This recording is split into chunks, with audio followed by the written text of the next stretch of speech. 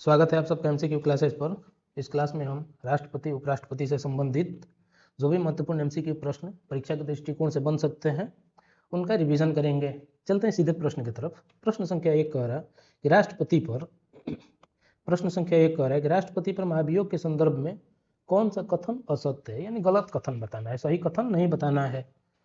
Option A देख लिया जाए। ऑप्शन ए कह रहा है कि महाभियोग की प्रक्रिया भारतीय संविधान के अनुच्छेद 61 में वर्णित है। तो यह कथन बिल्कुल भी सही है। अनुच्छेद 61 में महाभियोग का प्रक्रिया वर्णित है। दूसरा देख लिया जाए। कह रहा है कि महाभियोग का प्रस्ताव संसद के किसी भी सदन में लाया जा सकता है। यह भी कथन क्या है, बिल्कुल भी सही है। महाभियोग का प्रस्ताव जो है संसद के दोनों सदन में से किसी भी सदन में लाया जा सकता है, लोकसभा में भी और राज्यसभा में भी। यह भी कथन सही है, तो यह भी उत्तर नहीं होगा। तीसरा देख लिया जाए, ऑप्शन नंबर सी। महाभियोग प्रस्ताव पारित करने के लिए संसद के दोनों सदनों में उपस्थित एवं मतदान करने वाले सदस्यों का 2/3 बहुमत से पास होना आवश्यक है। तो यह कथन क्या हो जाएगा, बिल्कुल भी सही हो जाएगा, क्योंकि सदन के कुल सदस्यों के 2/3 उपस्थित और मतदान करने वाला का जिक्र नहीं किया गया है अनुच्छेद 61 में। अनुच्छेद 61 में जिक्र किया गया है कि संसद के कुल सदस्यों के, क्या उल्लेख किया गया है, संसद के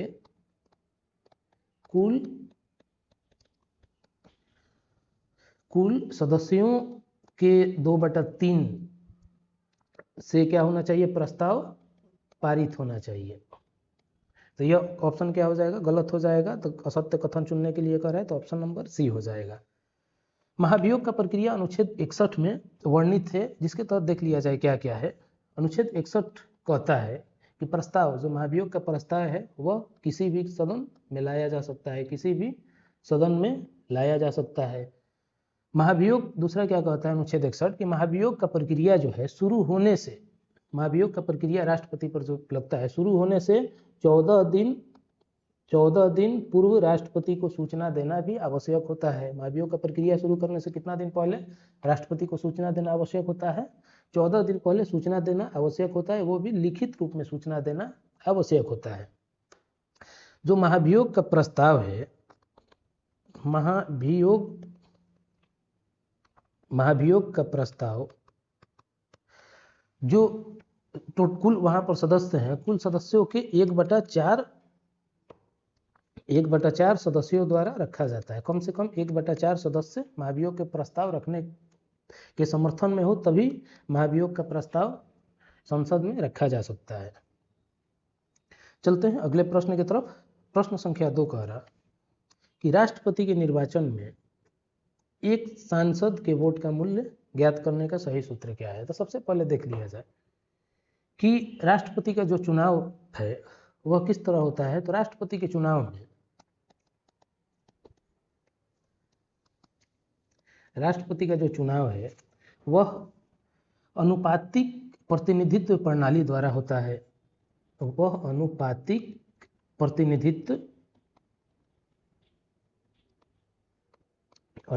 प्रतिनिधित्व प्रणाली द्वारा एकल संक्रमणीय मत द्वारा होता है। एकल संक्रमणीय मत द्वारा होता है। इसका अर्थ क्या होता है कि राष्ट्रपति के निर्वाचन में जो भाग लेते हैं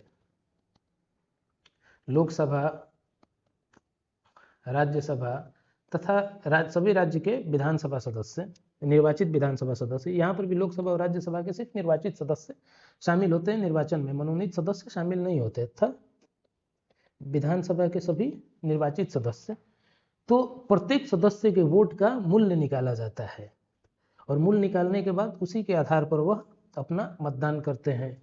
मतदान जो एक करते हैं वही उनका वोट का मूल्य होता है। उसे ही क्या हम लोग कहते हैं, अनुपातिक प्रतिनिधित्व प्रणाली। तो यहाँ पर देख लिया जाए कि सांसद के वोट का मूल्य कैसे ज्ञात किया जाता है। तो सांसद के वोट का मूल्य ज्ञात करने के लिए सबसे पहले हमें जानकारी होना चाहिए कि जो विधानसभा सदस्य होते हैं, विधानसभा सदस्य के वोट का मूल्य कैसे ज्ञात किया जाता है। तो विधानसभा के सदस्य का वोट का मूल्य कैसे ज्ञात किया जाता है देख लिया जाए। तो जिस राज्य के विधानसभा सदस्य का वोट का मूल्य ज्ञात करना होता है, उस राज्य का टोटल जनसंख्या लिया जाता है। राज्य का मतलब उसी राज्य का कुल जनसंख्या, वो भी किस आधार पर, जो 1971 में जनगणना हुआ था उस आधार पर राज्य का कुल जनसंख्या लिया जाता है, और बट्टा में कितना दिया जाता है, जो उस राज्य में विधानसभा के जो कुल सदस्य हैं उनको लिया जाता है, गुना कर दिया जाता है, 1/1000 से गुना कर दिया जाता है। तो विधानसभा सदस्य के वोट का मूल्य निकल जाता है। विधानसभा वोट सदस्य के वोट का मूल्य क्या होता है, राज्य का कुल जनसंख्या बटा विधानसभा के सदस्यों की कुल संख्या गुना 1/1000 होता है। इस तरह से क्या हुआ, विधानसभा सदस्यों के वोट का मूल्य निकल गया।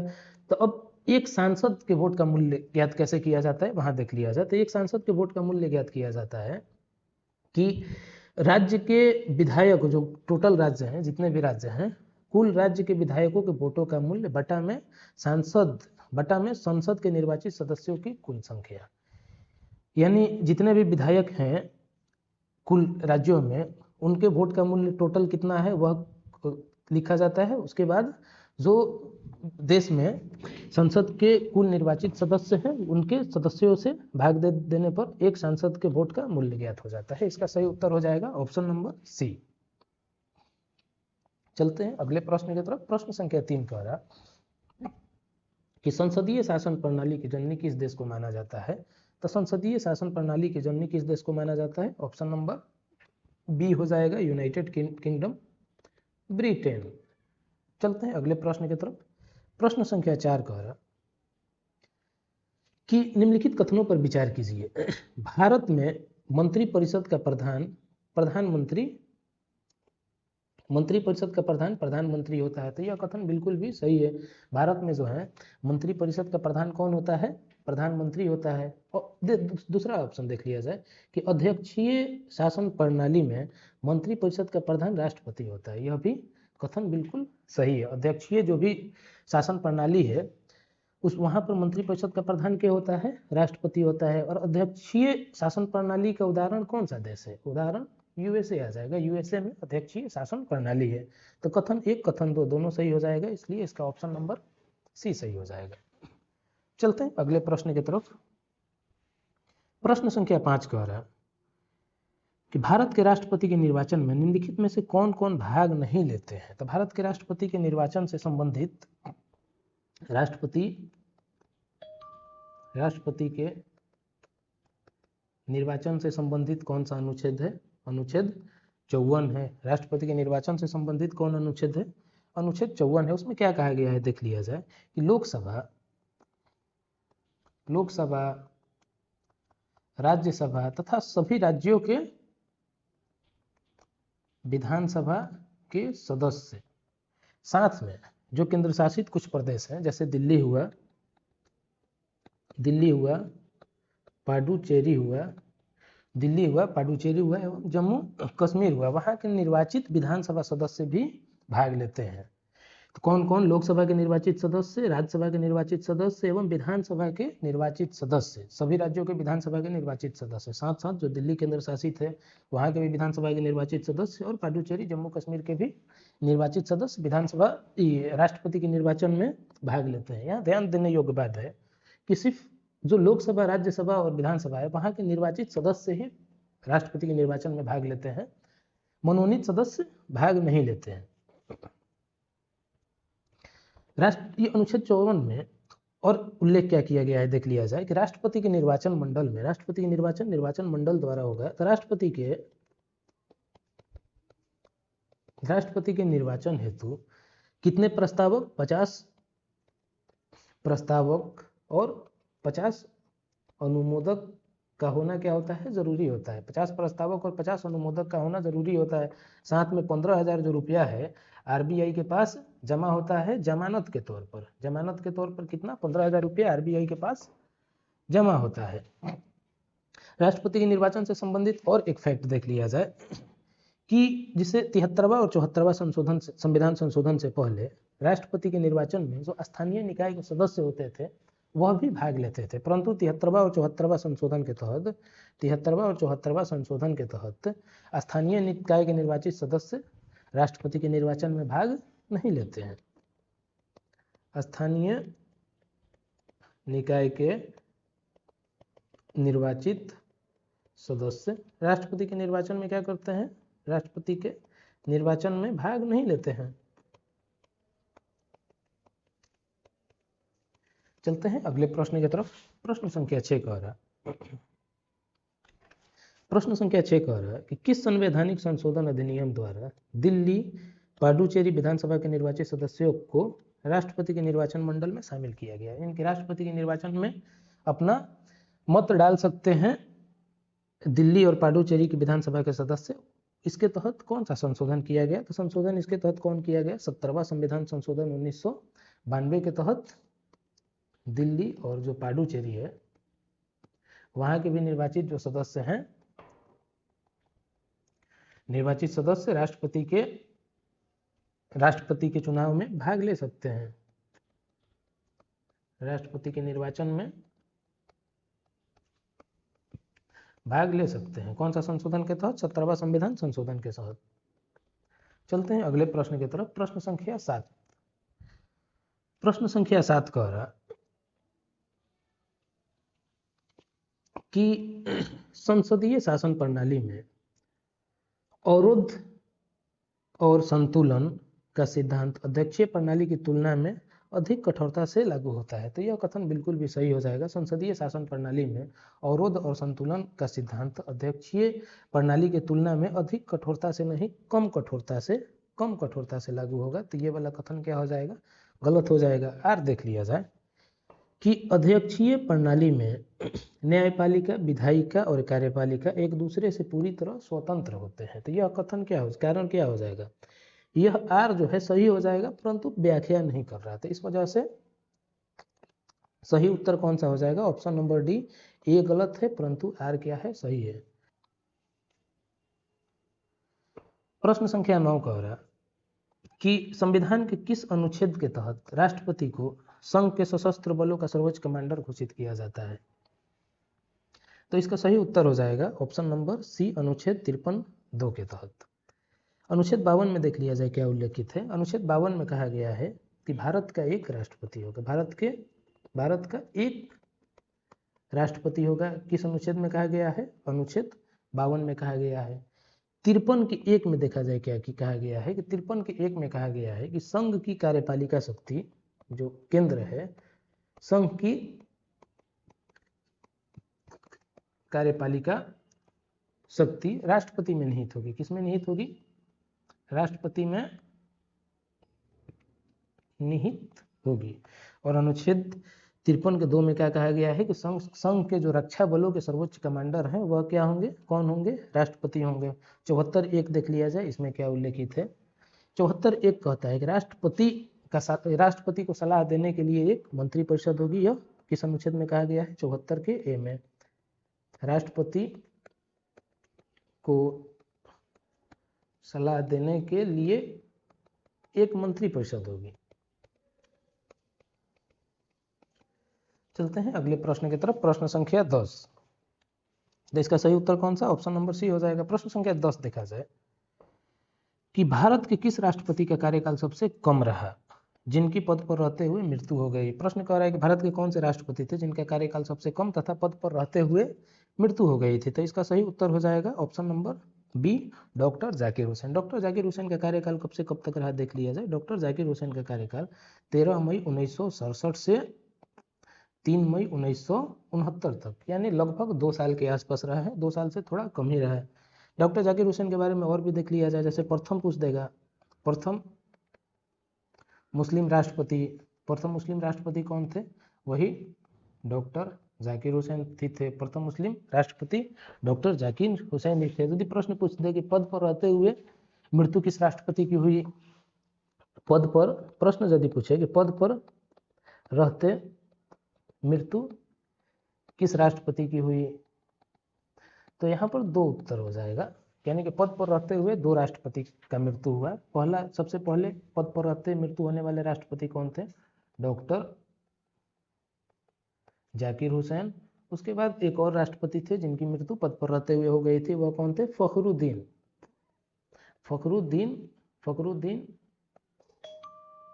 फखरुद्दीन अली अहमद। इनकी भी मृत्यु राष्ट्रपति पद पर रहते हुए ही हुई थी।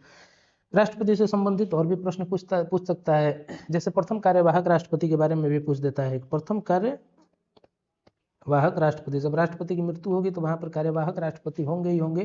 तो प्रथम कार्यवाहक राष्ट्रपति कौन थे? वीवी गिरी साहब थे। प्रथम कार्यवाहक राष्ट्रपति वीवी गिरी। प्रश्न राष्ट्रपति से संबंधित इस तरह भी यह भी एक पूछ सकता है कि एकमात्र मुख्य न्यायाधीश कार्यवाहक राष्ट्रपति कौन रहे थे? एकमात्र मुख्य न्यायाधीश चीफ जस्टिस जो कार्यवाहक राष्ट्रपति भी थे, जो कार्यवाहक राष्ट्रपति भी थे, तो वह कौन से हो जाएंगे कि एकमात्र चीफ जस्टिस जो कार्यवाहक राष्ट्रपति भी थे, तो वहां पर एम हिदायतुल्ला हो जाएगा, एम हिदायतुल्ला हो जाएगा। प्रश्न यदि पूछ दे आप लोग से कि जैसे एक प्रश्न यह भी पूछा जा सकता है कि इंदिरा गांधी की हत्या किस राष्ट्रपति के कार्यकाल के दौरान हुआ था, मतलब इंदिरा गांधी का जब हत्या हुआ था उस वक्त राष्ट्रपति कौन थे? तो इसका सही उत्तर कौन सा हो जाएगा? ज्ञानी जैल सिंह, ज्ञानी जैल सिंह। और ज्ञानी जैल सिंह जो है वह सिख धर्म से संबंधित प्रथम राष्ट्रपति भी थे। चलते हैं अगले प्रश्न की तरफ, चलते हैं अगले प्रश्न की तरफ। प्रश्न संख्या 11 कह रहा है कि 91वां संविधान संशोधन 2003 के अनुसार मंत्रिपरिषद का आकार कितना निर्धारित किया गया? तो इसका सही उत्तर कौन सा हो जाएगा? ऑप्शन नंबर सी सही उत्तर हो जाएगा कि लोकसभा की कुल सदस्यों की संख्या का 15% से अधिक नहीं होना चाहिए। जो मंत्री परिषद का आकार है वह लोकसभा की कुल सदस्यों की संख्या का 15% से अधिक नहीं होना चाहिए। और राज्यों के संदर्भ में भी कहा गया है, 91वां जो संविधान संशोधन है, राज्यों के संदर्भ में क्या कहा गया है कि राज्यों में भी मंत्रिपरिषद की कुल संख्या,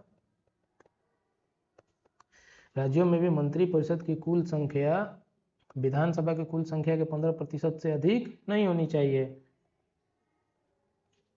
विधानसभा के कुल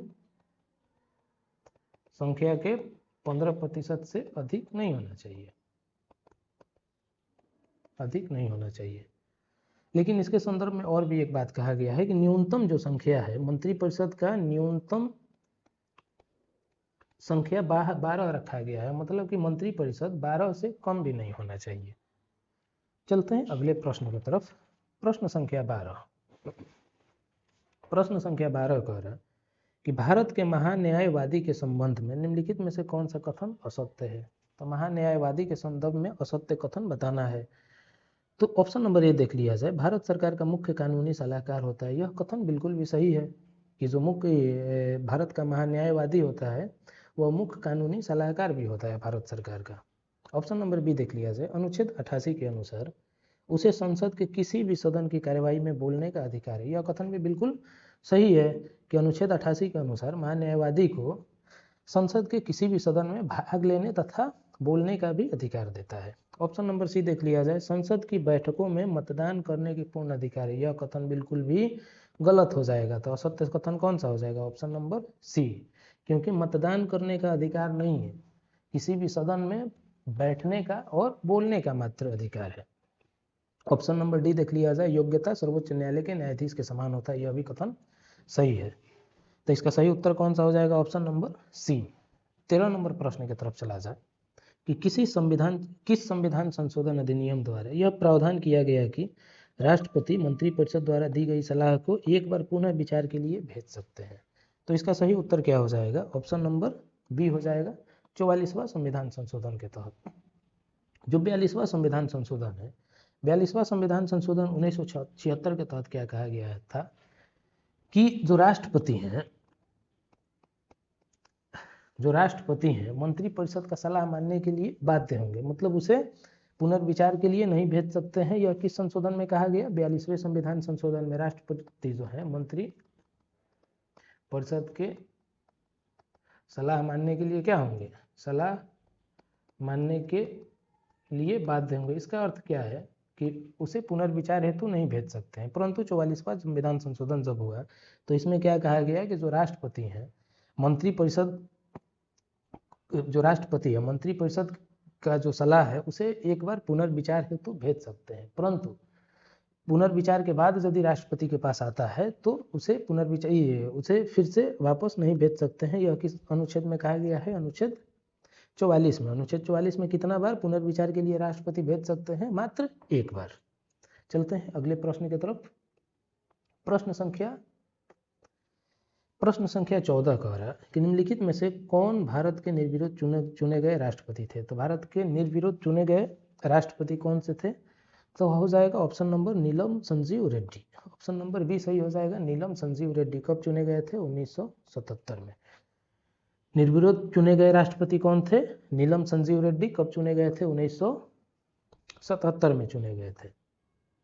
प्रश्न संख्या 15 देख लिया जाए कि संयुक्त बैठक, जो संसद का संयुक्त बैठक होता है, उसके संदर्भ में कौन सा कथन सत्य है? तो संयुक्त बैठक से संबंधित जो अनुच्छेद है 108, संयुक्त बैठक से संबंधित जो अनुच्छेद है 108, उसमें क्या उल्लेख है? एक बार पुनः रिवीजन कर लिया जाए कि 108 अनुच्छेद कहता है कि संयुक्त जो साधारण विधेयक होता है उससे संबंधित संयुक्त बैठक बुलाएगा। तो संयुक्त बैठक बुलाता कौन है? संयुक्त बैठक बुलाता कौन है? राष्ट्रपति। संयुक्त बैठक की अध्यक्षता के करता है लोकसभा अध्यक्ष। लोकसभा अध्यक्ष यदि अनुपस्थित रहे तो वहाँ संयुक्त बैठक का अध्यक्षता कौन करेगा? उपाध्यक्ष। जो लोकसभा का उपाध्यक्ष होगा वह संयुक्त बैठक का अध्यक्षता करेगा, और लोकसभा का उपाध्यक्ष भी यदि अनुपस्थित रहे उस परिस्थिति में क्या अध्यक्षता करेगा? तो उस परिस्थिति में जो उपसभापति होंगे राज्यसभा के, वह राज्यसभा क्या वहाँ पर अध्यक्षता के करेगा? उपराष्ट्रपति अध्यक्षता करते हैं। 108 में यह भी उल्लेख किया गया है कि केवल साधारण विधेयक होता है तो केवल साधारण विधेयक के गतिरोध पर ही संयुक्त बैठक का आयोजन किया जा सकता है। जैसे संविधान संशोधन हुआ, संविधान संशोधन के संबंध में संयुक्त बैठक, संविधान संशोधन में संयुक्त बैठक नहीं हो सकता है क्योंकि यह साधारण विधेयक नहीं है ना। धन विधेयक और वित्तीय विधेयक से संबंधित मामलों में धन विधेयक के संदर्भ में संयुक्त बैठक का आयोजन नहीं हो सकता है। तो प्रश्न देख लिया जाए, संयुक्त बैठक के संदर्भ में कौन सा कथन सही है? तो इसका प्रावधान संविधान के अनुच्छेद 61 में, तो यह बिल्कुल भी सही है, तो गलत कथन बताना है ना। यह केवल साधारण विधेयक पर बुलाई जाती है, यह भी कथन बिल्कुल भी सही है। ऑप्शन नंबर सी देख लिया जाए, संविधान संशोधन विधेयक पर गतिरोध होने पर यह संयुक्त बैठक बुलाई जा सकती है, यह कथन बिल्कुल भी गलत है। तो सही उत्तर कौन सा हो जाएगा? ऑप्शन नंबर सी हो जाएगा, क्योंकि धन विधेयक और संविधान संशोधन के मामले में संयुक्त बैठक का आयोजन नहीं हो सकता है। इसकी अध्यक्षता क्या करता है? लोकसभा अध्यक्ष करता है। लोकसभा अध्यक्ष यदि अनुपस्थित रहे तो उपाध्यक्ष। चलते हैं अगले प्रश्न की तरफ। प्रश्न संख्या 16। प्रश्न संख्या 16 कह रहा है कि राष्ट्रपति की जेबी वीटो शक्ति के संदर्भ में भारतीय राष्ट्रपति की स्थिति अमेरिकी राष्ट्रपति से किस प्रकार भिन्न है? तो जेबी वीटो के संदर्भ में देख लिया जाए, जेबी वीटो होता क्या है? जेबी वीटो को अंग्रेजी में पॉकेट वीटो के भी नाम से जाना जाता है। जेबी वीटो में देखिए क्या होता है कि जेबी वीटो का अर्थ होता है कि राष्ट्रपति के पास, जेबी वीटो के तहत क्या होता है?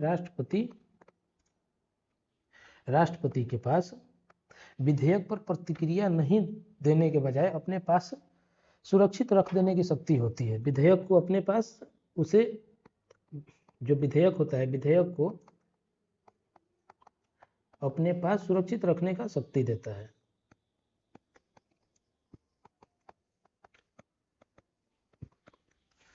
पॉकेट वीटो के तहत जो राष्ट्रपति के पास शक्ति होता है कि किसी विधेयक को यदि उनके पास आया तो कोई विधेयक को वह अपने पास सुरक्षित रख सकते हैं बिना कोई प्रतिक्रिया हाँ या ना कहे।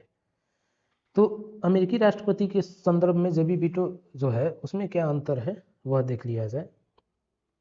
तो ऑप्शन नंबर ए क्या कह रहा है कि अमेरिकी राष्ट्रपति के पास अनिश्चित काल तक रोकने की शक्ति होती है, जबकि भारतीय राष्ट्रपति के पास केवल 10 दिन। यह कथन गलत हो जाएगा, क्योंकि भारतीय राष्ट्रपति के पास अनिश्चित काल तक उसे रोके रखने का शक्ति होता है, जबकि अमेरिकी राष्ट्रपति के पास यह शक्ति नहीं होता है। तो यह कथन बिल्कुल सही गलत हो जाएगा। ऑप्शन नंबर बी देखा जाए कि भारतीय राष्ट्रपति के पास विधेयक पर निर्णय न लेने के लिए समय सीमा निर्धारित नहीं है, बिल्कुल भी सही है। भारतीय राष्ट्रपति के पास समय सीमा निर्धारित नहीं है, जबकि अमेरिकी राष्ट्रपति के पास निर्णय लेने के लिए 10 दिन का मात्र समय दिया जाता है। तो ऑप्शन नंबर बी इसका क्या हो जाएगा? सही हो जाएगा। पॉकेट जो जेबी वीटो होता है, जेबी वीटो का प्रयोग भारत में मात्र एक बार हुआ। कब हुआ? जेबी वीटो का प्रयोग भारत में मात्र एक बार हुआ। वह कब हुआ था? 1986 में हुआ था। किस विधेयक के संदर्भ में हुआ था। तो जो डाक संशोधन विधेयक था उसके संदर्भ में उस वक्त के तत्कालिक जो राष्ट्रपति थे, तत्कालिक राष्ट्रपति कौन थे, ज्ञानी जैल सिंह थे, उन्होंने जेबी वीटो का प्रयोग किया था। एक प्रश्न यह भी पूछ देता है कि किस अनुच्छेद के तहत राष्ट्रपति को वीटो शक्ति प्राप्त है, यानी किस अनुच्छेद के तहत राष्ट्रपति को वीटो शक्ति प्राप्त है, तो वह कौन सा हो जाएगा, अनुच्छेद 111। किस अनुच्छेद के तहत राष्ट्रपति को वीटो शक्ति प्राप्त है, तो इसका सही उत्तर हो जाएगा अनुच्छेद 111। प्रश्न 17 देख लिया जाए कि 1986 के भारतीय डाक संशोधन विधेयक पर किस राष्ट्रपति ने पॉकेट वीटो का प्रयोग किया था। तो पॉकेट वीटो का प्रयोग किस राष्ट्रपति ने किया था 1986 में, तो इसका सही उत्तर हो जाएगा ऑप्शन नंबर बी, ज्ञानी जैल सिंह। प्रश्न संख्या 18 देखा जाए। प्रश्न संख्या 18 कह रहा कि भारत में अब तक निम्नलिखित में से किन विषयों पर संसद की संयुक्त बैठक बुलाई गई है। तो संसद की संयुक्त बैठक जो है वह अनुच्छेद 108 के तहत संसद का संयुक्त बैठक बुलाया गया है, और अब तक किन किन विषयों पर संयुक्त बैठक बुलाया जा चुका है उसके संदर्भ में पूछ रहा है। तो अब तक जो है, जैसे ऑप्शन नंबर ए कथन 1 कह रहा है कि दहेज निषेध विधेयक जो 1961 है, इस वक्त संसद की संयुक्त बैठक बुलाई गई थी, यह भी सही है अब तक। कथन 2 कह रहा है कि बैंकिंग सेवा आयोग विधेयक 1978 में संयुक्त बैठक बुलाई गई थी, तो यह भी ऑप्शन नंबर 2 कथन सही है। आतंकवाद निरोधक अधिनियम 2002 पर अधिनियम पोटा 2002 में संयुक्त बैठक का आयोजन किया गया था, तो 3 भी सही है। ऑप्शन नंबर 4 देखा, कथन 4 देखा जाए कि संविधान का 44वां संशोधन विधेयक, तो संविधान के संशोधन करते वक्त संयुक्त बैठक नहीं बुलाया जा सकता है, तो 4 क्या हो जाएगा, बिल्कुल भी गलत हो जाएगा। तो 1, 2, 3 किसमें सही है, ऑप्शन नंबर बी 1, 2, 3 कथन बिल्कुल भी सही है। 19 नंबर प्रश्न देखा जाए कि राष्ट्रपति के अभिभाषण के पश्चात लाए जाने वाले धन्यवाद प्रस्ताव के पारित न होने पर क्या होता है। तो धन्यवाद प्रस्ताव क्या है यह देख लिया जाए कि जो धन्यवाद प्रस्ताव, यह प्रस्ताव हर साल के पहले सत्र और आम चुनाव के बाद होने वाले पहले सत्र के शुरुआत में राष्ट्रपति के भाषण के बाद लाया जाता है। यह प्रस्ताव कब लाया जाता है, जब राष्ट्रपति का भाषण होता है, राष्ट्रपति के भाषण के बाद लाया जाता है, राष्ट्रपति के भाषण के बाद लाया जाता है। यह प्रस्ताव को साधारण बहुमत से पास होना जरूरी होता है। यह प्रस्ताव जो है साधारण बहुमत से पास होना जरूरी होता है, और साधारण बहुमत से पास नहीं होने पर जो मंत्री परिषद होती है, मंत्री परिषद को त्याग देना पड़ता है, ऑटोमेटिक मंत्री परिषद क्या होता है, भंग हो जाता है।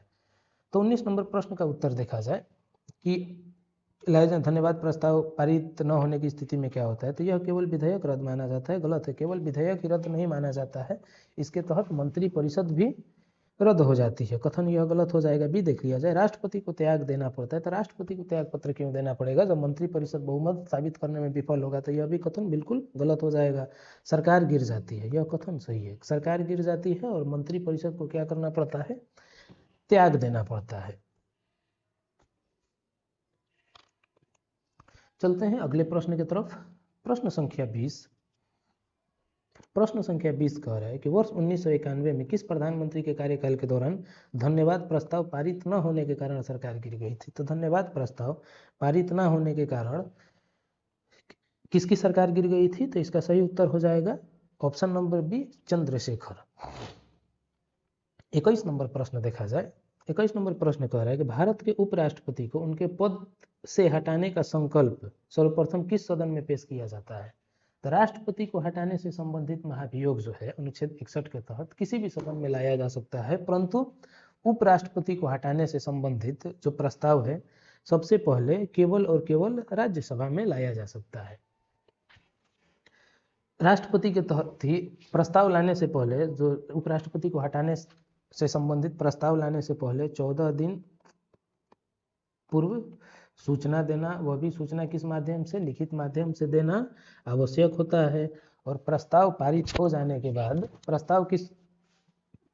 जो प्रस्ताव है, प्रस्ताव साधारण बहुमत से पास होना जरूरी है। प्रस्ताव किस बहुमत से पास होता है, साधारण बहुमत से पास होता है और प्रस्ताव राज्यसभा से पारित होने के बाद उसे लोकसभा में भेज दिया जाता है और वहां से भी पास होने पर उपराष्ट्रपति को अपने पद से हटना पड़ता है। प्रश्न संख्या 22 देख लिया जाए कि भारत के उपराष्ट्रपति के चुनाव में कौन कौन भाग लेते हैं। तो भारत के उपराष्ट्रपति के चुनाव में कौन कौन भाग लेते हैं, इससे संबंधित देख लिया जाए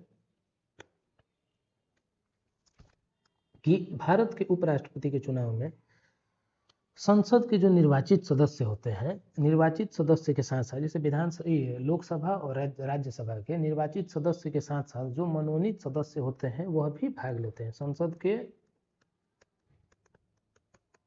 निर्वाचित सदस्य और मनोनीत सदस्य दोनों भाग लेते हैं, परंतु राष्ट्रपति के संदर्भ में यही एक अंतर आ जाता है कि राष्ट्रपति के निर्वाचन में यह मनोनीत सदस्य भाग नहीं लेते हैं। राष्ट्रपति के निर्वाचन में कौन कौन सा, संसद के निर्वाचित सदस्य प्लस में जो भी मनोनीत सदस्य हैं वह भाग लेते हैं। तो इसका सही उत्तर देख लिया जाए कौन सा हो जाएगा। ऑप्शन नंबर 1 कह रहा है केवल संसद के निर्वाचित सदस्य। यह ऑप्शन गलत हो जाएगा। केवल संसद के निर्वाचित सदस्य थोड़ी ना, मनोनीत सदस्य भी लेते हैं ना। तो संसद के दोनों सदनों के सभी निर्वाचित और मनोनीत सदस्य, ऑप्शन नंबर बी इसका सही हो जाएगा। विधानसभा के सदस्य भाग नहीं लेते हैं उपराष्ट्रपति के चुनाव में, राष्ट्रपति के चुनाव में बल्कि भाग लेते हैं। उपराष्ट्रपति से संबंधित महत्वपूर्ण अनुच्छेद भी देख लिया जाए, जैसे अनुच्छेद 63। अनुच्छेद 63 में क्या उल्लेख है कि भारत के एक उपराष्ट्रपति होंगे। भारत के एक उपराष्ट्रपति होंगे, किस अनुच्छेद में कहा गया है, अनुच्छेद 63 में। अनुच्छेद 64 में क्या कहा गया है कि उपराष्ट्रपति जो होंगे वह राज्यसभा के पदेन सभापति भी होंगे। उपराष्ट्रपति जो होंगे राज्यसभा के पदेन सभापति भी होंगे। किस अनुच्छेद में कहा गया है, अनुच्छेद 64 में कहा गया है। चलते हैं अगले प्रश्न की तरफ। राष्ट्रपति के निर्वाचन में एक और बात देख लिया जाए कि राष्ट्रपति के निर्वाचन में कितने प्रस्तावक और कितने अनुमोदक थे, तो 50 प्रस्तावक और 50 अनुमोदक थे, जबकि उपराष्ट्रपति के संदर्भ में 20 प्रस्तावक और 20 अनुमोदक होते हैं। और जमानत राशि कितना जमा होती है, 15,000 रुपये जमानत राशि होती है। जमानत राशि किस परिस्थिति में जब्त होती है, जब कुल पड़े हुए वोटों के 1/6 हिस्सा यदि कोई व्यक्ति वैध मतों के 1/6 हिस्सा नहीं प्राप्त कर पाता है तो उसकी जो जमानत राशि है वह क्या होती है, जब्त हो जाती है। उपराष्ट्रपति का शपथ किस अनुच्छेद से संबंधित है, तो अनुच्छेद 59 में उपराष्ट्रपति का शपथ से संबंधित। उपराष्ट्रपति के शपथ से संबंधित कौन सा अनुच्छेद है, तो अनुच्छेद 69। चलते हैं अगले प्रश्न की तरफ। प्रश्न संख्या 23 क्या कहता है देख लिया जाए। प्रश्न संख्या 23 कह रहा है निम्नलिखित में से कौन भारत के उपराष्ट्रपति बनने से पूर्व श्रीलंका एवं यूएसएसआर में भारत के उच्चायुक्त या राजदूत भी थे। 23 का उत्तर कौन सा हो जाएगा, ऑप्शन नंबर सी हो जाएगा कि सर्वपल्ली राधाकृष्णन। जो सर्वपल्ली राधाकृष्णन है उनके संदर्भ में यह भी बात ध्यान रखना है कि सर्वपल्ली राधाकृष्णन 2 बार निर्वाचित हुए थे, वह निर्विरोध निर्वाचित हुए थे। 2 बार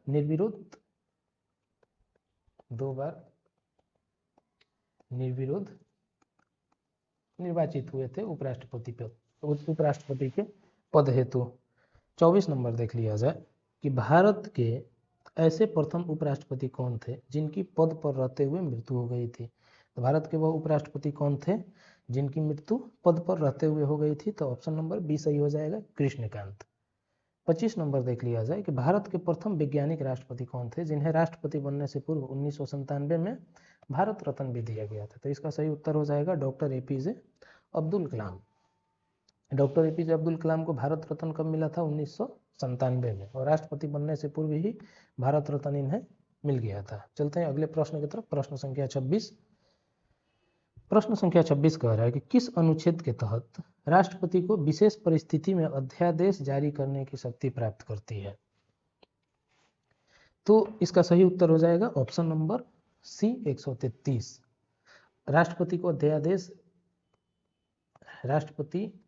अध्यादेश किस अनुच्छेद के तहत करता है, 123 के तहत। किस परिस्थिति में करता है देख लिया जाए कि जब संसद का सत्र नहीं चल रहा हो तथा किसी महत्वपूर्ण विषय पर कानून बनाना हो। जब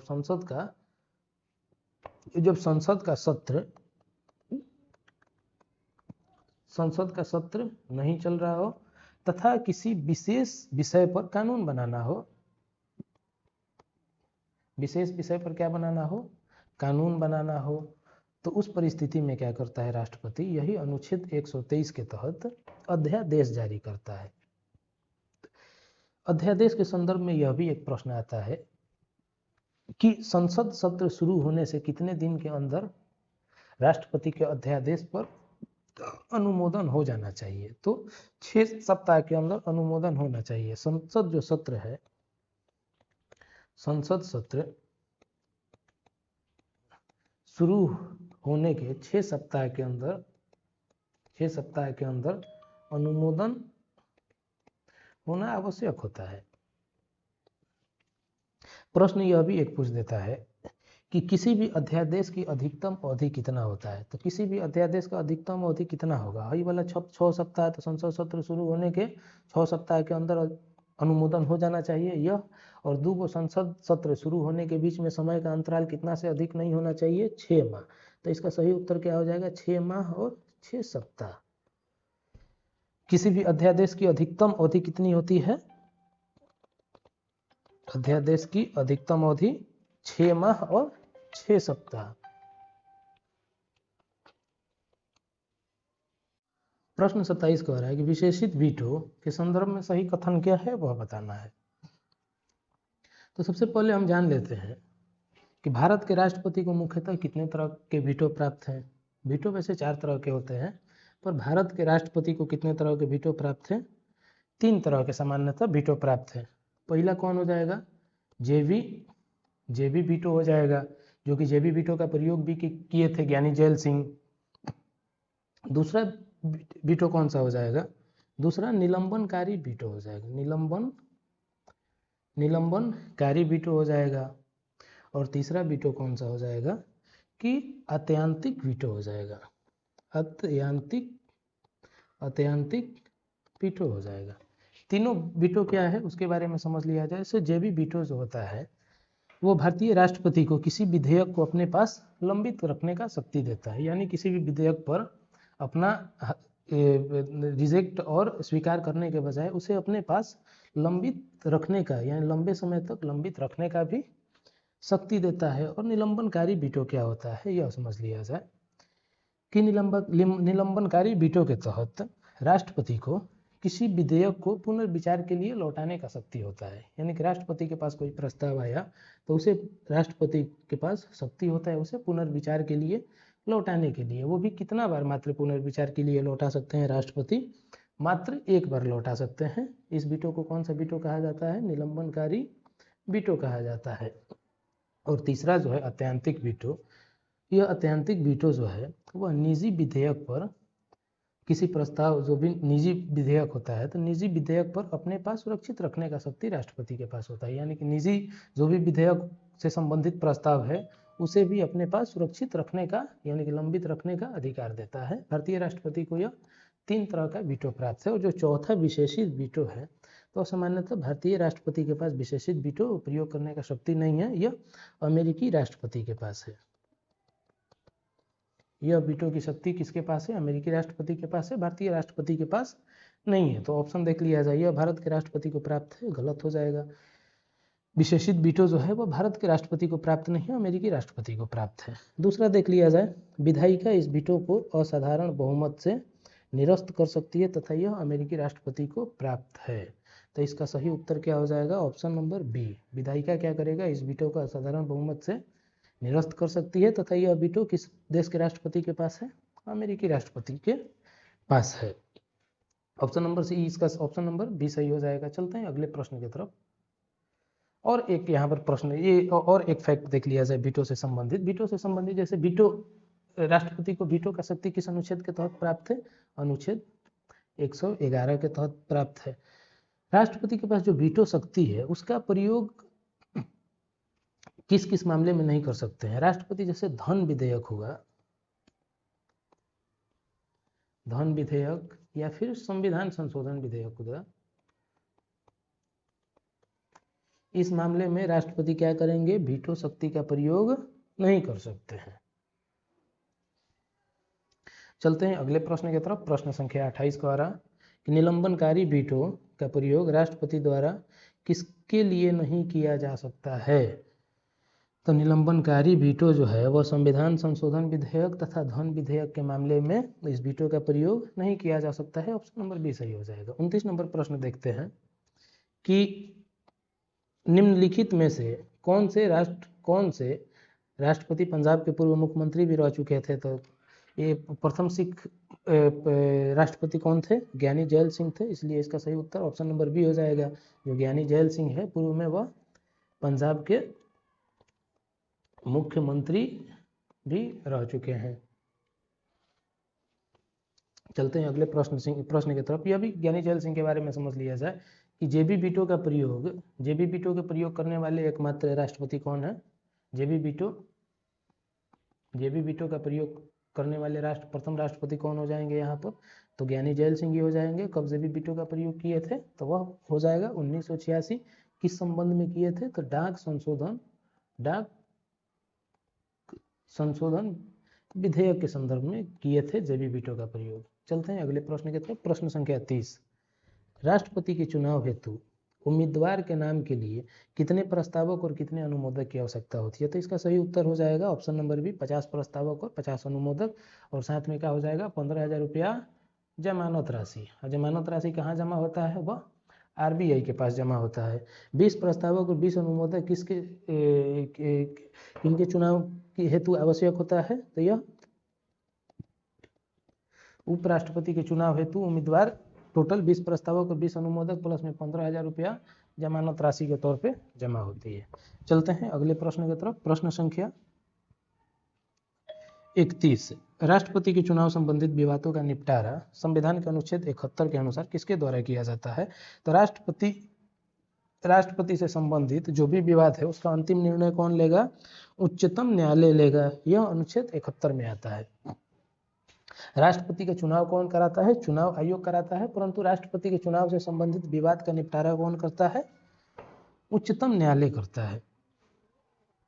राष्ट्रपति से संबंधित जो भी महत्वपूर्ण अनुच्छेद है उसको भी देख लिया जाए। जैसे भारत का एक राष्ट्रपति होगा, किस अनुच्छेद में कहा गया है, अनुच्छेद 52 में कहा गया है। क्या कहा गया अनुच्छेद 52 में, भारत के एक राष्ट्रपति होंगे। किस अनुच्छेद में कहा गया, अनुच्छेद 52 में। अनुच्छेद 53(1) में क्या कहा गया है, किस संघ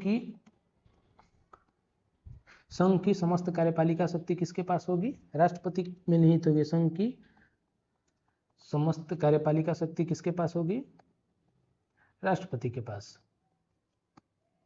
कार्यपालिका शक्ति राष्ट्रपति में निहित होगी। 53(2) क्या कहता है कि संघ के तीनों सेनाओं का प्रमुख क्या होगा, राष्ट्रपति होगा। 53(2) क्या कहता है कि तीनों जो संघ के तीनों सेनाओं का प्रमुख राष्ट्रपति होंगे। राष्ट्रपति के निर्वाचन से संबंधित कौन सा अनुच्छेद हो जाएगा, अनुच्छेद जो 54 है राष्ट्रपति के निर्वाचन से संबंधित हो जाएगा। निर्वाचन से संबंधित अनुच्छेद कौन सा हो गया, अनुच्छेद 54 हो गया। और कार्यकाल कि राष्ट्रपति का कार्यकाल कितना होगा, इससे संबंधित कौन सा अनुच्छेद हो जाएगा, अनुच्छेद 56 में क्या कहा गया है कि राष्ट्रपति के कार्यकाल से संबंधित कौन सा अनुच्छेद है, अनुच्छेद 56 है। राष्ट्रपति अपना शपथ किस अनुच्छेद के तहत लेते हैं, तो इसका कौन सा हो जाएगा ऑप्शन, अनुच्छेद 60 के तहत राष्ट्रपति का क्या है, शपथ। राष्ट्रपति का शपथ किस अनुच्छेद में उल्लेख है, अनुच्छेद 66। और अनुच्छेद 61 में राष्ट्रपति पर महाभियोग की प्रक्रिया से संबंधित है। महाभियोग की प्रक्रिया से संबंधित है। और जो महाभियोग का प्रक्रिया है वह राज्यसभा लोकसभा किसी भी सदन में लाया जा सकता है। महाभियोग की प्रक्रिया चलाने से पहले 14 दिन पूर्व राष्ट्रपति को सूचना देना आवश्यक होता है। चलते हैं अगले प्रश्न की तरफ। प्रश्न संख्या 32, भारत के किस राष्ट्रपति ने 4 प्रधानमंत्रियों जिसमें राजीव गांधी, एस चंद्रशेखर, पीवी नरसिम्हा राव के साथ कार्य किया। तो भारत के कौन से राष्ट्रपति होंगे जो 4 प्रधानमंत्रियों के साथ काम किए, तो इसका सही हो जाएगा option number B, R Venkataraman. प्रश्न संख्या 33 की तरफ चलते हैं। निम्नलिखित में से कौन भारत के निर्विरोध चुने गए उपराष्ट्रपति होंगे। तो भारत के निर्विरोध चुने गए उपराष्ट्रपति कौन कौन से हैं, सर्वपल्ली राधाकृष्णन भी 2 बार निर्विरोध चुने गए हैं। मोहम्मद हिदायतुल्लाह जो है, एम हिदायतुल्लाह, यह भी निर्विरोध चुने जाने वाले उपराष्ट्रपति हैं। डॉक्टर शंकर दयाल शर्मा, यह भी निर्विरोध चुने जाने वाले उपराष्ट्रपति हैं। इस वजह से इसका सही उत्तर कौन सा हो जाएगा? ऑप्शन नंबर डी सही उत्तर हो जाएगा। चलते हैं अगले प्रश्न की तरफ। प्रश्न संख्या 34 कह रहा है कि 104वें संविधान संशोधन अधिनियम द्वारा कौन सा परिवर्तन किया गया था? तो 104वें संविधान संशोधन में के तहत कौन सा परिवर्तन किया गया था? तो इसका सही उत्तर हो जाएगा ऑप्शन नंबर बी कि जो लोकसभा और राज्य के विधानसभाओं में एंग्लो इंडियन का जो नामांकन होता है, नॉमिनेशन होता है, उसे बंद कर दिया गया। सही उत्तर हो जाएगा ऑप्शन नंबर बी। 103वां संविधान संशोधन के तहत क्या हुआ था, जो 2019 में आया था? तो 103वां संविधान संशोधन के तहत क्या हुआ था? 103वां संविधान के तहत ईडब्ल्यूएस को 10% का आरक्षण दिया गया था। चलते हैं अगले प्रश्न की तरफ। प्रश्न संख्या 35, राष्ट्रपति के द्वारा किस अधिकार के तहत अध्यादेश जारी करने का शक्ति तथा संसद का सत्र बुलाने का शक्ति आती है? राष्ट्रपति के पास किस अधिकार के तहत अध्यादेश और संसद का सत्र बुलाने का शक्ति है? तो इसका सही उत्तर हो जाएगा ऑप्शन नंबर बी। विधायी शक्ति के तहत राष्ट्रपति क्या करते हैं? अध्यादेश जारी करते हैं तथा संसद का सत्र बुलाते हैं। चलते हैं 36 नंबर प्रश्न की तरफ। भारत में कैबिनेट के संबंध में कौन सा कथन सत्य है? तो कैबिनेट के संबंध में कौन सा कथन सत्य देख लिया जाए। यह मंत्रिपरिषद से बड़ा निकाय होता है जिसमें 60 से 80 सदस्य होते हैं। तो यह कथन बिल्कुल भी गलत हो जाएगा। जो कैबिनेट होता है वह मंत्रिपरिषद से बड़ा निकाय नहीं होता है, बल्कि मंत्रिपरिषद का ही एक भाग होता है, मतलब मंत्रिपरिषद से छोटा निकाय होता है। ऑप्शन नंबर बी देख लिया जाए। यह मंत्रिपरिषद का एक छोटा अधिक शक्तिशाली उपसमूह है जिसमें केवल मंत्रिमंडल स्तर के मंत्री शामिल होते हैं। यह कथन बिल्कुल भी क्या है? ऑप्शन नंबर बी सही हो जाएगा। चलते हैं अगले प्रश्न की तरफ। प्रश्न संख्या 37, आत्यांतिक वीटो का प्रयोग राष्ट्रपति मुख्य रूप से किन विधेयक के संदर्भ में करते हैं? तो आत्यांतिक वीटो का प्रयोग राष्ट्रपति किस विधेयक के संदर्भ में करते हैं?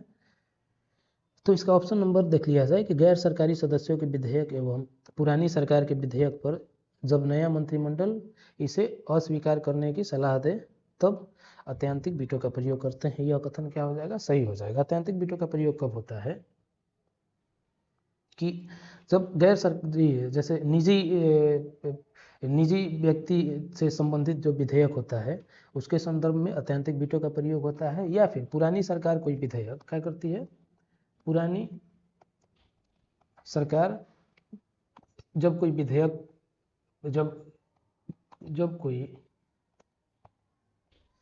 विधेयक प्रस्ताव लाती है और मंत्री वहाँ पर, उसके बाद पुनः दूसरा सरकार आता है तो उस विधेयक को क्या करता है? अस्वीकार करने का सलाह देता है। उस स्थिति में भी जो राष्ट्रपति है आत्यांतिक वीटो का प्रयोग करते हैं। धन विधेयक मामले में वीटो का प्रयोग नहीं हो सकता है। संविधान संशोधन के मामले में वीटो का प्रयोग नहीं होता है। राज्य विधायिका के विधायकों पर यह कथन, इसका 37 का सही उत्तर कौन सा हो जाएगा? ऑप्शन नंबर ए सही हो जाएगा। 38 देख लिया जाए कि जगदीप धनखड़ भारत के 14वें उपराष्ट्रपति बनने से पूर्व किस राज्य के राज्यपाल थे? तो इसका सही उत्तर हो जाएगा ऑप्शन नंबर सी, पश्चिम बंगाल के राज्यपाल थे। अभी वर्तमान जो द्रौपदी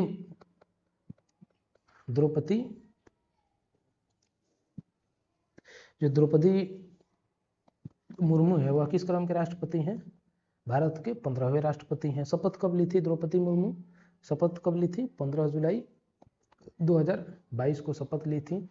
और प्रश्न इनसे यह भी पूछ सकता है कि भारत के प्रथम आदिवासी राष्ट्रपति कौन है? तो भारत के प्रथम आदिवासी राष्ट्रपति कौन है? तो यह द्रौपदी मुर्मू हो जाएंगी। प्रश्न यह भी पूछ सकता है कि द्रौपदी मुर्मू जो है राष्ट्रपति बनने से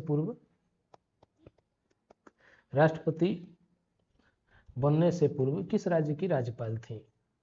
तो वह इसका सही उत्तर हो जाएगा झारखंड की राज्यपाल थी।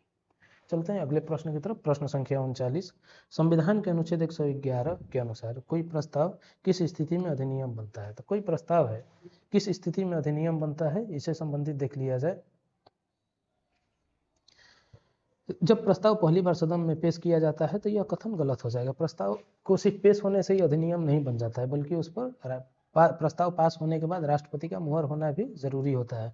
तो जब राष्ट्रपति उस पर अपने हस्ताक्षर कर देते हैं, यह कथन बिल्कुल भी क्या हो जाएगा, सही हो जाएगा। 40 नंबर प्रश्न की तरफ चलते हैं।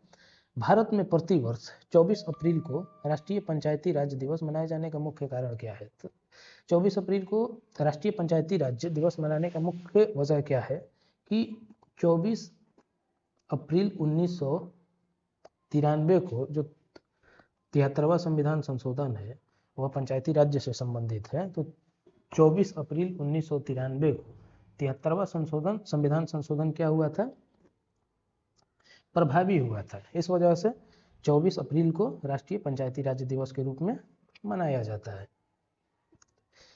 तो इसका सही उत्तर क्या हो जाएगा 40 का ऑप्शन, ये संसद के 73वां संशोधन विधेयक पेश किया, यह गलत हो जाएगा। ये राष्ट्रपति विधेयक पर सहमति दी थी, यह भी गलत हो जाएगा।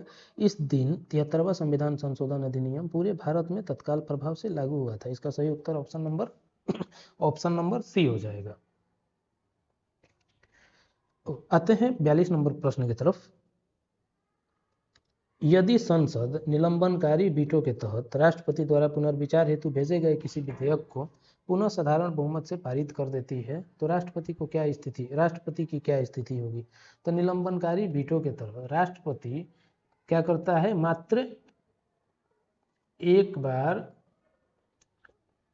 पुनर्विचार के लिए भेज सकता है। उसके बाद यदि विधेयक को पुनः साधारण बहुमत से पारित कर दिया जाता है तो राष्ट्रपति उस विधेयक पर हस्ताक्षर करने के लिए बाध्य होते हैं। तो 42 का सही उत्तर क्या हो जाएगा, राष्ट्रपति पुनः विधेयक को 6 महीने के लिए रोक सकते हैं। गलत हो जाएगा, राष्ट्रपति को उस पर अपनी सहमति देनी होगी। 42 का ऑप्शन नंबर बी हो जाएगा, राष्ट्रपति को क्या होगा, उसके बाद सहमति देना ही पड़ेगा। 43 नंबर प्रश्न देख लिया जाए। 43 नंबर प्रश्न कह रहा है कि राष्ट्रपति की पॉकेट वीटो शक्ति का संबंध किस देश की संवैधानिक परंपरा से जुड़ा हुआ है? तो पॉकेट वीटो का शक्ति है वह किस देश के संवैधानिक परंपरा से जुड़ा हुआ है? तो इसका सही उत्तर ऑप्शन नंबर सी हो जाएगा, संयुक्त राज्य अमेरिका के संवैधानिक परंपरा से जुड़ा हुआ है। 44 नंबर प्रश्न देख लिया जाए। संविधान के अनुच्छेद 123 के तहत राष्ट्रपति द्वारा जारी अध्यादेश की शक्ति अधिकतम कानूनी वैधता संसद के बिना अनुमोदन के कितने होती है? तो संसद के बिना अनुमोदन के कितने दिन का होता है? 6 माह प्लस 6 सप्ताह का अधिकतम सीमा होता है अध्यादेश का। क्योंकि 6 माह, दो संसद सत्र शुरू होने के बीच का समय 6 माह होता है, उसके 6 सप्ताह के बाद संसद का अनुमोदन होना जरूरी होता है। इसलिए अधिकतम कानूनी वैधता कितना दिन का होता है? 6 माह प्लस 6 सप्ताह। चलते हैं अगले प्रश्न की तरफ। प्रश्न संख्या 45। राष्ट्रपति और राज्यपाल की क्षमादान शक्तियों के बीच अंतर के संदर्भ में निम्नलिखित में से कौन सा कथन सही है? तो मतलब राष्ट्रपति और राज्यपाल का जो क्षमा शक्ति है उसके संदर्भ में कौन सा कथन सही है कह रहा था। राष्ट्रपति के पास क्षमा शक्ति किस अनुच्छेद के तहत है? अनुच्छेद 72 के तहत राष्ट्रपति के पास क्षमादान का शक्ति होता है, जिसके तहत राष्ट्रपति क्या कर सकता है, मृत्युदंड मामले में भी क्षमा कर सकता है, कोर्ट मार्शल मामले में भी राष्ट्रपति मृत्युदंड हुआ या फिर कोर्ट मार्शल हुआ या फिर संघीय कानून जो भी केंद्र सरकार का कानून है उसे उल्लंघन होने पर जो सजा हो रही है उसे भी राष्ट्रपति क्या कर सकता है, कम कर सकता है या फिर माफ कर सकता है। किस अनुच्छेद के तहत? अनुच्छेद 72 के तहत। राज्यपाल के संबंध में देख लिया जाए कि राज्यपाल किस अनुच्छेद के तहत राज्यपाल को क्षमा शक्ति प्राप्त है, तो वह अनुच्छेद 161 के तहत राज्यपाल को क्षमा की शक्ति प्राप्त है। तो अंतर देख लिया जाए कि राज्यपाल मृत्युदंड की सजा को पूरी तरह माफ कर सकता है। यह ऑप्शन क्या हो जाएगा? गलत हो जाएगा। मृत्युदंड के मामला में केवल और केवल राष्ट्रपति ही क्षमा दे सकते हैं। दूसरा ऑप्शन देख लिया जाए, राज्यपाल सेना न्यायालय की सजा को कम कर सकता है। तो राज्यपाल के अधीन जो कोर्ट मार्शल आता है वह आता ही नहीं है, तो वह उसके द्वारा दी गई सजा को कम कैसे कर सकते हैं? तो यह भी ऑप्शन गलत हो जाएगा। ऑप्शन नंबर सी देख लिया जाए, राष्ट्रपति मृत्युदंड को पूरी तरह क्षमा कर सकता है जबकि राज्यपाल मृत्युदंड को पूरी तरह माफ नहीं कर सकता है। यह कथन बिल्कुल भी क्या हो जाएगा? सही हो जाएगा। तो सही उत्तर इसका option number C. Option number प्रश्न संख्या 46 देखा जाए। राष्ट्रपति की वित्तीय शक्तियों के संदर्भ में निम्नलिखित में से कौन सा कथन असत्य है? तो देख लिया जाए वार्षिक, ऑप्शन नंबर 1 कह रहा है कि वार्षिक वित्तीय विवरण जो बजट होता है संसद में रखने से पूर्व राष्ट्रपति की अनुमति अनिवार्य है।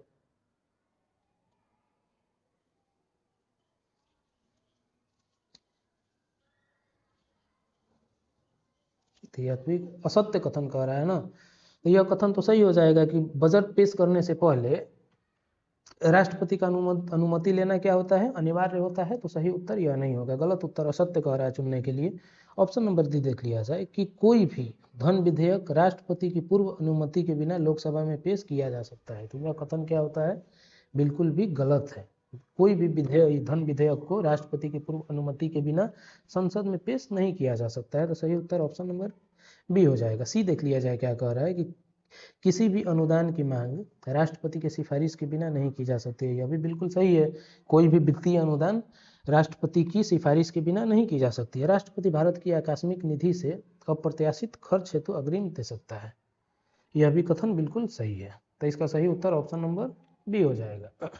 47 देख लिया जाए, राष्ट्रपति द्वारा प्रत्येक 5 वर्ष में वित्त आयोग का गठन किस अनुच्छेद के तहत किया जाता है।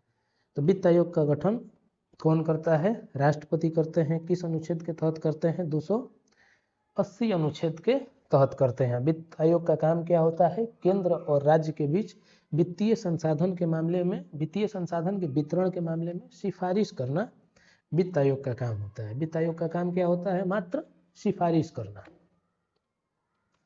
चलते हैं 48 नंबर प्रश्न की तरफ। राष्ट्रीय आपातकाल के संदर्भ में कौन सा संशोधन यह प्रावधान करता है कि आंतरिक अशांति के स्थान पर सशस्त्र विद्रोह शब्द जोड़ा गया। तो राष्ट्रीय आपातकाल के संदर्भ में सशस्त्र विद्रोह, जो आंतरिक अशांति पहले शब्द इस्तेमाल होता था, उसके जगह पर सशस्त्र विद्रोह किस संविधान संशोधन के तहत जोड़ा गया था। तो इसका सही उत्तर हो जाएगा ऑप्शन नंबर बी, 44वां संविधान संशोधन के तहत। देख लिया जाए, जो अनुच्छेद 352 है, अनुच्छेद 352 का संबंध राष्ट्रीय आपात से संबंधित है, राष्ट्रीय आपातकाल से संबंधित है। राष्ट्रीय आपातकाल का प्रश्न आ सकता है कि राष्ट्रीय आपातकाल का घोषणा क्या करता है। राष्ट्रीय आपातकाल का घोषणा क्या करेगा, राष्ट्रपति करता है। राष्ट्रपति जो राष्ट्रीय आपात का घोषणा करते हैं वह किस आधार पर करते हैं, यह भी प्रश्न आ सकता है कि राष्ट्रपति राष्ट्रीय आपात का घोषणा किस आधार पर करते हैं। तो पहला आधार हो जाएगा युद्ध, जब युद्ध का स्थिति हो उस स्थिति में भी राष्ट्रीय आपात का घोषणा हो सकता है। दूसरा आधार क्या हो सकता है, बाह्य आक्रमण, बाह्य आक्रमण के आधार पर भी राष्ट्रीय आपात का घोषणा हो सकता है। और तीसरा आधार क्या होता है, जो पहले आंतरिक अशांति था उसके जगह पर सशस्त्र विद्रोह इस्तेमाल होने लगा। सशस्त्र विद्रोह मतलब देश के अंदर ही विद्रोह हो जाना, इस आधार पर भी आपातकाल का घोषणा हो सकता है। प्रश्न इससे संबंधित एक और आता है कि किस स्थिति में जो आर्टिकल 19 है स्वतंत्रता का अधिकार, किस स्थिति में आर्टिकल 19 स्वतः निलंबित हो जाता है।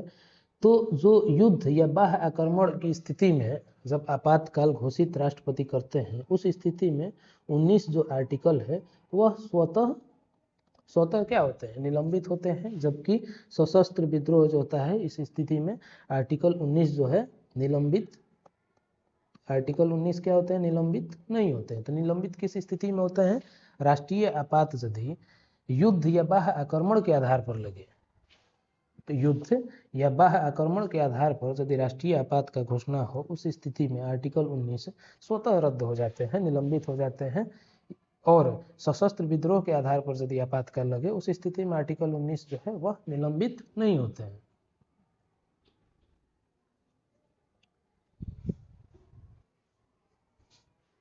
चलते हैं अगले प्रश्न की तरफ। प्रश्न संख्या 49, कथन दे, कथन ए कह रहा, कथन ए, यदि सशस्त्र विद्रोह के आधार पर राष्ट्रीय आपातकाल का घोषणा की जाती है तो अनुच्छेद 19 स्वतः निलंबित नहीं होता है। तो कथन क्या है, बिल्कुल सही है। यदि सशस्त्र विद्रोह के आधार पर आपातकाल घोषित हो तो राष्ट्रीय, वहां पर आर्टिकल 19 जो है वह स्वतः निलंबित नहीं होते। स्वतः निलंबित किस स्थिति में होते हैं, युद्ध या बाहरी आक्रमण की स्थिति में आपातकाल घोषित हो, वह स्थिति में सिर्फ आर्टिकल 19 स्वतः रद्द होते हैं। इसके कारण देख लिया जाए आर 44वें संविधान संशोधन के बाद केवल युद्ध एवं बाह्य आक्रमण के आधार पर ही राष्ट्रीय आपात लगने पर अनुच्छेद 19 निलंबित होते हैं। कारण भी क्या हो जाएगा, सही हो जाएगा। और जो ए है कथन का आर कारण पूरी तरह से व्याख्या भी कर रहा है, तो इसका सही उत्तर ऑप्शन नंबर ए हो जाएगा। चलते हैं 50 नंबर प्रश्न की तरफ। 50 नंबर प्रश्न कह रहा है कि राष्ट्रीय आपातकाल लागू रहने की स्थिति में संसद द्वारा लोकसभा का कार्यकाल एक बार में कितने समय के लिए बढ़ाया जा सकता है। तो राष्ट्रीय आपातकाल की स्थिति में संसद द्वारा एक बार में अधिकतम 1 साल का कार्यकाल बढ़ाया जा सकता है। तो इसका सही उत्तर हो जाएगा ऑप्शन नंबर बी।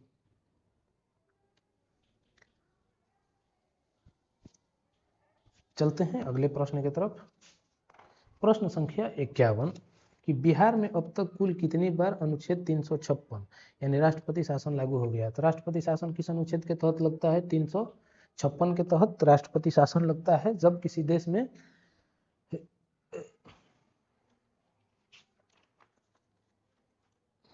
तो राष्ट्रपति शासन किस अनुच्छेद के तहत लगता है, 356 के तहत लगता है।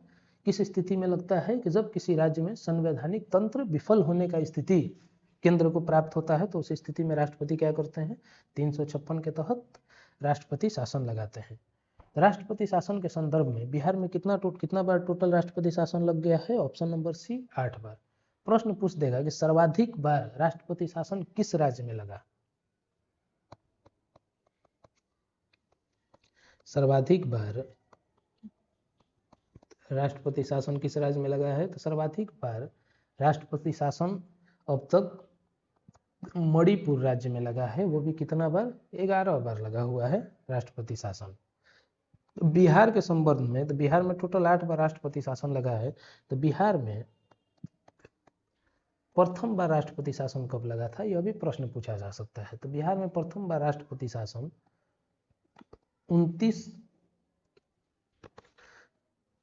29 जनवरी 1968 को प्रथम बार राष्ट्रपति शासन लगा था। और अंतिम बार कब लगा था, तो अंतिम बार कब लगा था, तो अंतिम बार 2005 में लगा था। प्रश्न यह भी पूछ सकता है कि बिहार में जब राष्ट्रपति शासन लगा था तो उस वक्त के तत्कालिक राज्यपाल कौन थे। तो राज्यपाल कौन थे, बिहार में जब राष्ट्रपति शासन लगा था तो उस वक्त के तत्कालिक राज्यपाल कौन थे, तो नित्यानंद कानूनगो थे। नित्यानंद कानूनगो थे। जब प्रथम बार बिहार में राष्ट्रपति शासन लगा तो उस वक्त राज्यपाल कौन थे, नित्यानंद कानूनगो थे। और जब अंतिम बार 8वीं बार राष्ट्रपति शासन बिहार में लगा उस वक्त राज्यपाल कौन थे, यह भी प्रश्न पूछ सकता है कि 2005 में जो राष्ट्रपति शासन लगा था तो उस वक्त बिहार के राज्यपाल कौन थे, तो सही उत्तर हो जाएगा बूटा सिंह। बिहार के राज्यपाल बूटा सिंह थे। चलते हैं 52 नंबर प्रश्न की तरफ। 52 नंबर प्रश्न कह रहा है यदि किसी राज्य में राष्ट्रपति शासन 356 को 1 वर्ष से अधिक समय तक लागू रखना हो, यानी राष्ट्रपति शासन को एक बार में 1 साल तक बढ़ाया जाता है 356 के तहत, लेकिन 1 साल से अधिक लागू रखना हो तो निम्नलिखित में से कौन सी शर्त अनिवार्य है। ये देख लिया जाए। निर्वाचन आयोग यह प्रमाणित करे कि राज्य में चुनाव कराना संभव नहीं है, यह कथन क्या हो जाएगा, सही हो जाएगा। और दूसरा देख लिया जाए कथन, देश में पहले से राष्ट्रीय आपातकाल लागू हो, यह भी क्या हो जाएगा, कथन 1 और 2 दोनों क्या होगा, सही हो जाएगा।